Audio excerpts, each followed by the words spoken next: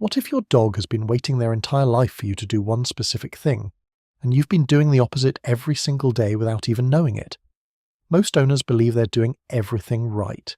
You feed them, walk them, play with them, but there are things your dog quietly needs from you that almost no one talks about, and the silence around them. It's costing you the bond you think you already have. Stay with me, because by the end of this, you're going to see your dog in a way you never have before. Welcome to Poppy Club. If you care about your dog more than just the basics, subscribe now, because what you're about to hear might change how your dog feels about you.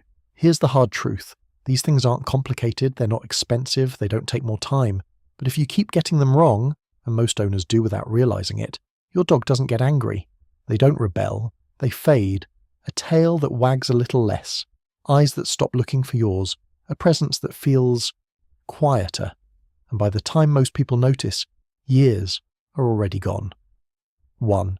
Give them a place that's actually theirs. Has your dog ever disappeared under a table, slid behind the couch, or pressed themselves into a corner when things got loud, and you pulled them out? Most people do. They think something's wrong. But here's what's actually happening. Your dog wasn't asking for help. They were asking for safety. Dogs didn't come from comfort. They came from survival. And in the wild, survival meant one thing: a den. A space that was enclosed, predictable, and theirs not shared, not interrupted. Theirs. That instinct didn't disappear when your dog moved into your house. It followed them. Research in applied animal behavior science found that dogs with a consistent enclosed resting space show lower cortisol levels, meaning less stress, than dogs without one. This isn't preference, it's biology. Now look around your home. Does your dog have a space that no one disturbs? A crate with the door open? A quiet corner? A bed that isn't constantly moved or invaded? Because if they don't, every stressful moment becomes something they face alone. And when a dog feels alone long enough, they stop trying to be seen. But the moment you give them that space, something shifts. They stop hiding. They start choosing to be near you, because presence only happens when safety exists first. 2. Stop touching them when they didn't ask. Be honest. When your dog is lying down, do you reach out and pet them? When you walk past them, do your hands automatically find their head? Of course they do. You love them. But here's what most people never realize. Love, when it ignores boundaries, doesn't feel like love. It feels like pressure. Dogs understand something we rarely think about: control. And every time you touch your dog without them asking, you take a little bit of that control away. Once. Doesn't matter. But dozens of times a day, it adds up. Over time, your dog learns something dangerous.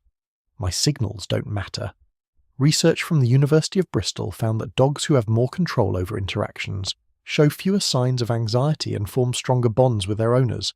Let that sink in.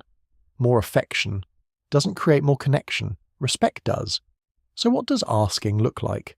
A chin resting on your knee, a nose nudging your hand, a slow walk toward you that ends in contact. That's your dog choosing you. Everything else is you choosing for them. And here's where it gets powerful. The moment you stop reaching, your dog starts coming to you more, not because you trained them, but because you became safe to approach. 3. Get on the floor or stay distant forever. When was the last time you sat on the floor with your dog, with no reason, no command, no distraction, no goal, just presence? Because from your dog's perspective, you are massive, a towering figure that controls everything: food, movement, access, attention. And even if they love you, part of their brain is always asking, are they safe right now? That's not mistrust, that's instinct. Dogs read posture the same way their ancestors did. Height equals power, movement equals unpredictability. But the moment you lower yourself to the ground, everything changes. Studies in canine behavior show that dogs approach seated or crouched humans faster and with more relaxed body language than standing ones. Same human, different posture, different emotional response. So try this. Go into the room your dog is in, sit on the floor, and do nothing. Don't call them, don't reach, just exist. At their level, in their world, and watch what happens.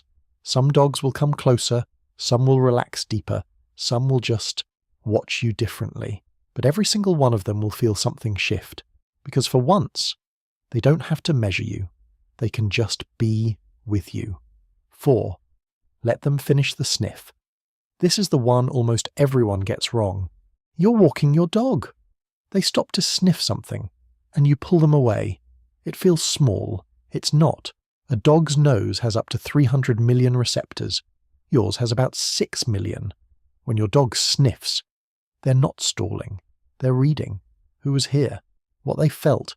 Where they went. What happened. It's information. And more than that, it's regulation. Research shows that dogs allowed to sniff freely on walks have lower stress levels than dogs who are rushed. Meaning this: sniffing isn't optional. It's how your dog processes the world. So every time you pull them away mid-sniff, you're interrupting their ability to decompress. Imagine reading a sentence, and someone closes the book every time. That's your dog's daily walk. The fix? Slow down. Let them choose the pace sometimes. Give them permission, and actually mean it. Because to them, that patch of grass isn't random. It's everything. 5. Talk to them like they matter. This is the one no one tells you. Do you talk to your dog? Not commands, not sit or stay. Actually talk. Because here's the truth. Your dog has been listening this entire time. Dogs evolved alongside humans for tens of thousands of years. Not just to live with us, but to understand us. Studies in animal cognition show that dogs process both the meaning of words and the emotional tone behind them. They don't just hear you, they read you. And another study from Eötvös-Loránd University found that dogs respond differently when speech is directed at them versus someone else. Even if the words are the same, they know. So when you speak to them, you're not being silly. You're including them. You're telling them you're part of this. And for a dog, that's everything, because their entire world is built around you. So what has your dog really been waiting for?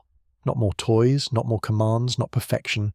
They've been waiting for presence, for space, for respect, for understanding, for you to meet them where they are. That's not training, that's connection.